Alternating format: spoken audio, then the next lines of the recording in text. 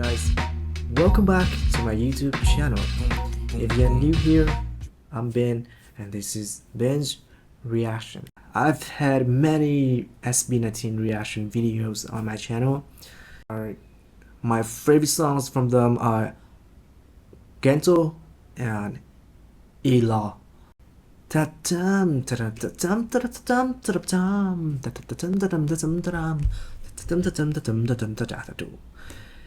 Yeah, I liked it a lot. You should go and watch my reaction video to ILAW, Wishbus. It was really emotional. So today we're gonna be watching a video to know more about them, about their journey. This is a part 1. Okay, let's begin.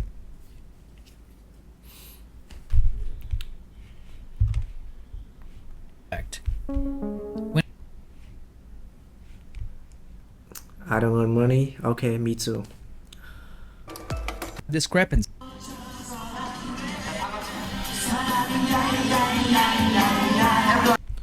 Yeah, I'm gonna adjust the speed real quick. Okay.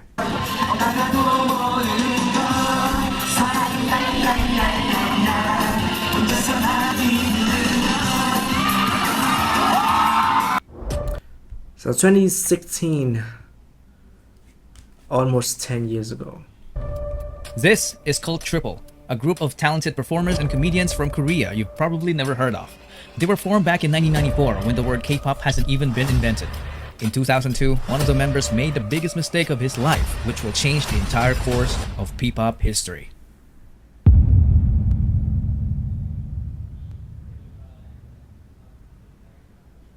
Do you remember this song?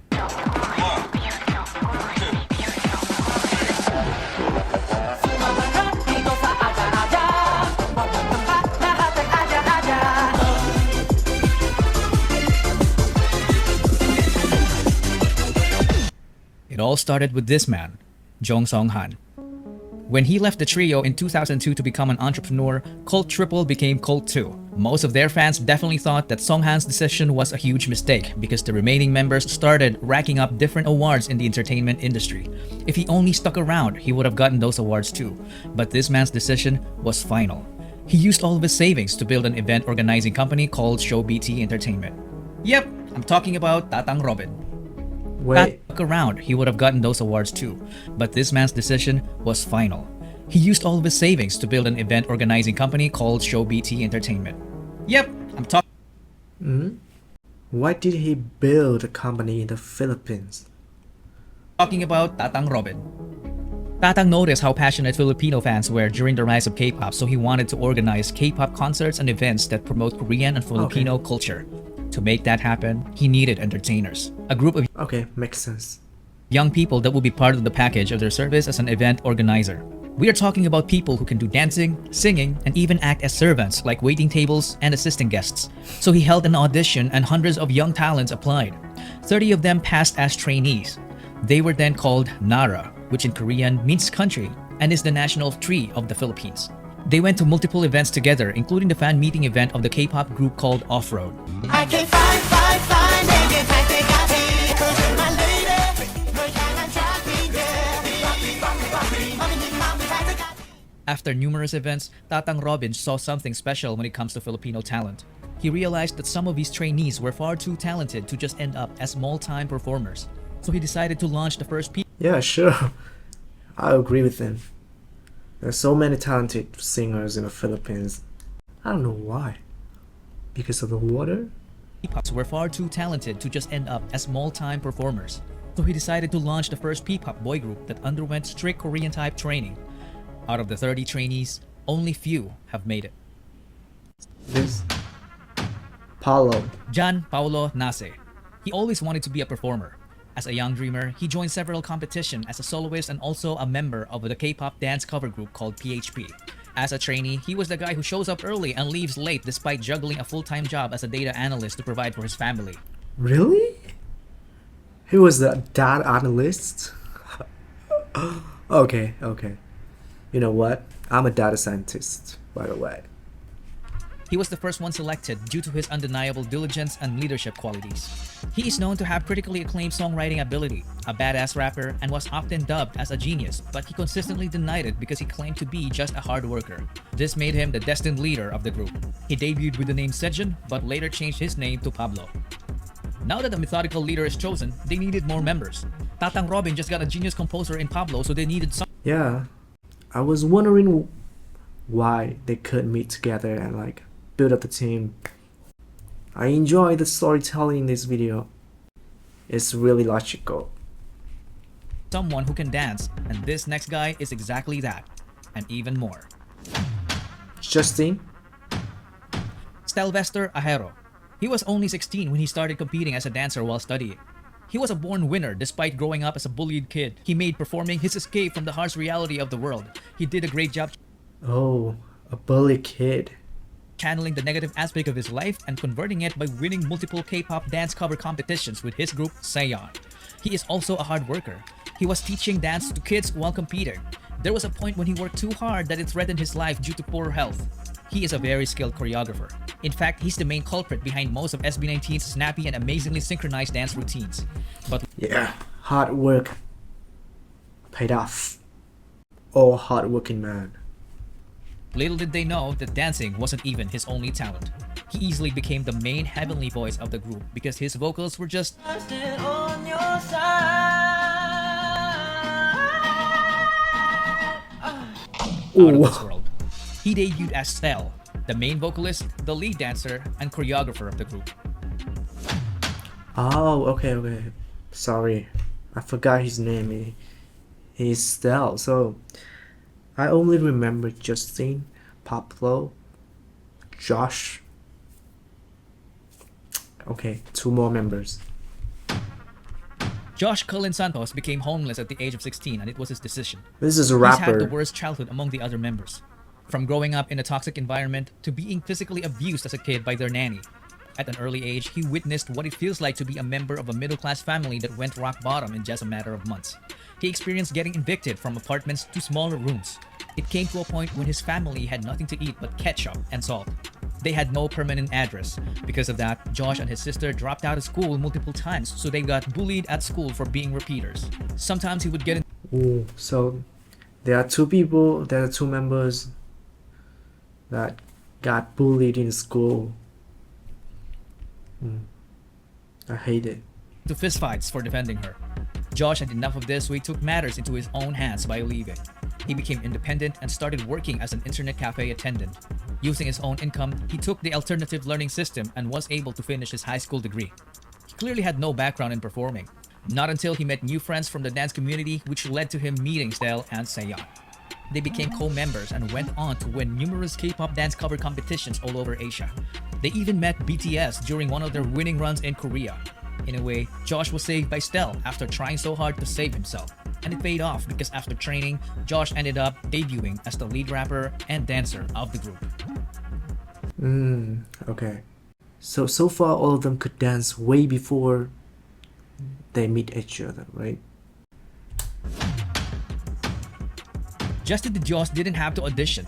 Apparently, he was a very good-looking guy that when he joined a talent workshop as a teenager, Show BT immediately took notice and offered him to become a trainee to improve his singing and dancing skills. He was one of the late joiners, and when he did, he immediately saw a familiar face in Josh. You look familiar. Wait. Apparently, he was a very good-looking guy that when he joined a talent workshop as a teenager, Show BT immediately took notice and offered him to become a trainee to improve his singing and dancing skills. So only Justine was trained, how to dance and sing before joining the group. He was one of the late joiners, and when he did, he immediately saw a familiar face in Josh. You look familiar. Apparently, the two had a stint in performing together in a K-pop dance cover group called Zero to Hero. Hey, welcome to my world, let's do this. 이슈 제조기라 범서. 어디 가도 분위기가 higher. 행기 밖은 너무 시끄러워. Justin, Josh.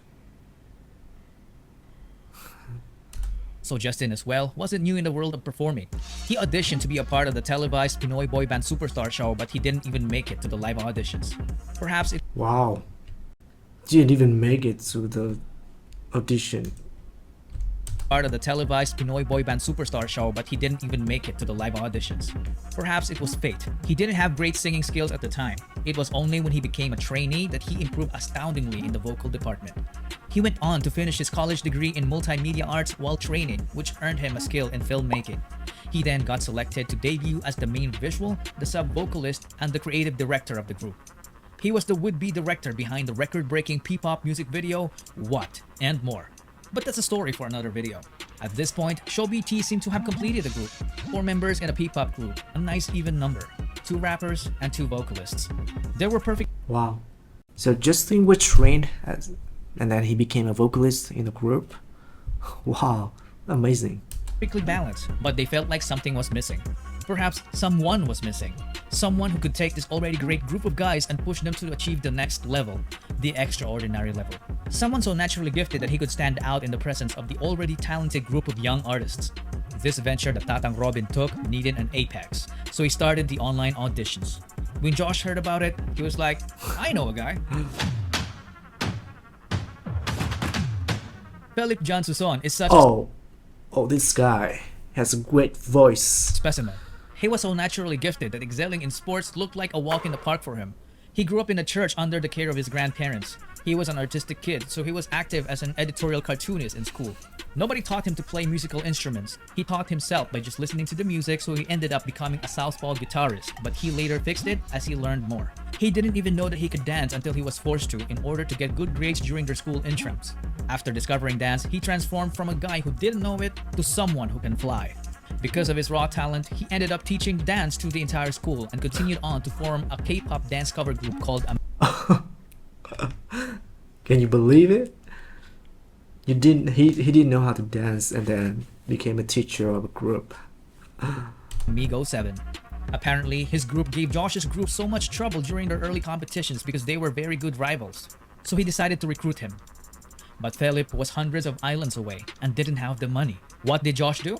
He shelled out for his plane ticket.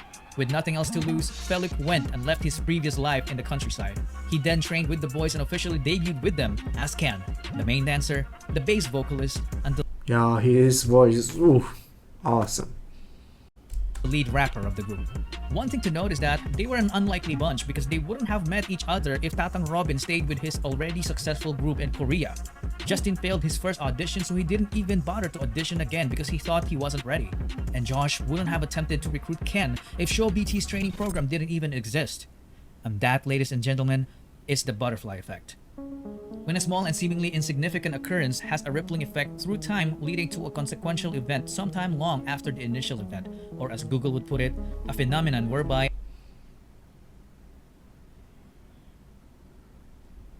a minute localized change in a complex system can have a large effects elsewhere. Tatang Robin's so-called mistake back in 2002 led to forming the future P-pop Kings. In 2018, SB19 was formed. The name of the group was carefully picked. The number 19 is the sum of Korea and the Philippines area code digits 82 and 63. Oh, interesting. I was wondering about the name.